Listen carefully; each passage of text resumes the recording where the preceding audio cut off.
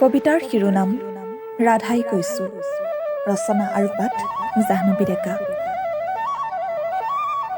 কানাই, নাজানো মোলৈ তোমাৰ মনত পৰেনে নাই, আছেনে আজিও তোমাৰ লগত সেই বাঁহী যাক তুমি বজাইছিলা এসময়ত মোকেই থিয়াই। শৰতৰ সন্ধিয়া তোমাৰ সৈতে কৰা ৰাসলীলা আৰু আমাৰ প্ৰেমৰ যমুনা, বুকুতে সাঁচি ৰাখিছো সমস্ত স্মৃতি। তুমি যে বৃন্দাবন এৰি গুচি যি গলাই একেবাৰে, আৰুতো কোনোদিন নাহিলা ঘূৰি।